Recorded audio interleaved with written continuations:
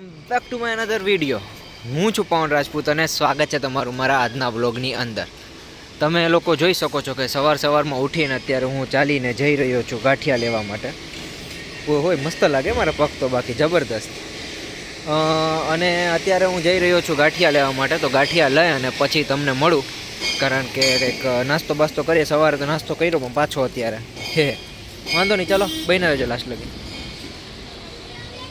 જોઉં તમે મિત્રો, અત્યારે હું પાછો ઓફિસે જઈ રહ્યો છું અને એ પણ નાસ્તો લઈને. જો 1 2 ને 3 ગાંઠિયા લઈ આવ્યો છું. તો એ 3 ગાંઠિયા ખાઈ લેવાના છે આપણે, અને અહીંયા ઓફિસે જવાનું છે આપણે નિરાતે. તો તમે જોઈ શકો છો, જોવો આપણે એ ગાડી પડી છે અહીંયા. આખો દી એમને પડી જ રહેતી હોય હું, અને ઓફિસે ખુલ્લું છે, ગાડી પડી રહેતી હોય એમને. આપણે કંઈ વાપરવાની તો હોય નહીં. પાર્થભાઈ હે નહીં કંઈથી વાપરાય બેઠા બેઠા. વાંધો નહીં, ચલો તો મળીએ નિરાતે.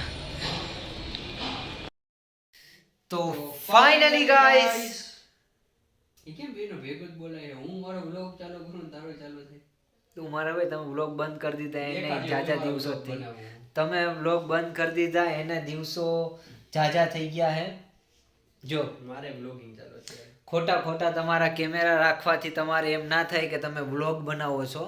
તમને આજે એક મહેમાન સાથે મળાવું. આજે જો આપણે પાર્થભાઈ ને જોવા માટે તો નહીં પણ કેશોદ આવ્યા છે, તો પાર્થભાઈની મુલાકાત કરીએ ને એને આપણે જો એક વસ્તુ દેખાડે છે એ ભાઈ. તો એ ભાઈ પાસે એક વસ્તુ લઈ અને હું તમને બધાને દેખાડું. જો આનું નામ છે છોટે મિયા. દેખાય છે? આપણે છોટે મિયા છે. આ છે શું કહેવાય, ડાયનોસોર જ છે ને. એ મારો બોડીગાર્ડ છે. ઓકે, એ પાર્થભાઈનું બોડીગાર્ડ છે ને પાર્થભાઈની બાજુમાં દરરોજ સૂતો હોય અહીંયા જોવાની. આમ સોરી, હા અહીંયા એ સૂતો હોય અને આ આખી રક્ષા કરે, કારણ કે જો આ જાગતો જ હોય આખો દી. જો દેખાય? એને ખાવાનું પડી ગયું. હા, ખાવાનું જો પૂરું થઈ ગયું છે અત્યારે, તો એ સેવા કરે, સારું કહેવાય, વાંધો નહીં.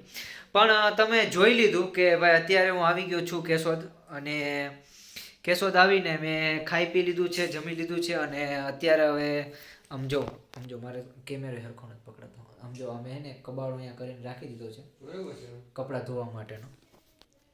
તો એ કપડાં ધોવા માટે કબાડો મેં રાખી દીધો છે, અને હવે હું થોડીક વાર અહીંયા બેસી જઈશ અને હું 12 વાગ્યાનો વેઇટ કરીશ. યસ, હું 12 વાગ્યાનો વેઇટ કરીશ, કારણ કે કાલે છે મારો બર્થડે. તો હવે હા, મારે જોવાનું છે કે મને સૌથી પહેલાં 12 વાગે કોણ મેસેજ કરે છે. મારી એક્સ કરે છે કે મારી નેક્સ્ટ કરે છે, કંઈ ખબર નહીં. જોકે મને તો એડવાન્સમાં અત્યારે મેસેજો તો આવી ગયા છે જાજા બધા કે એડવાન્સમાં હેપી બર્થડે. પણ આપણે એડવાન્સ નહીં, આપણે જોવાનું છે રાતના 12 વાગે કોણ મેસેજ કરે છે. અને કાલે મારો બર્થડે છે, તો કાલે કંઈક નવા જૂની બાકાજી કી બોલાવવાની છે. તો હવે વધારે કંઈ વિડીયોને લાંબો નથી ખેંચવો. કાલે મળીએ નિરાતે. ત્યાં લગી વિડીયોને લાઇક શેર અને સબસ્ક્રાઈબ કરી દેજો. બાકી મળીએ કાલના વ્લોગની અંદર. Bye bye. તો લીધી માં જેવું કરે.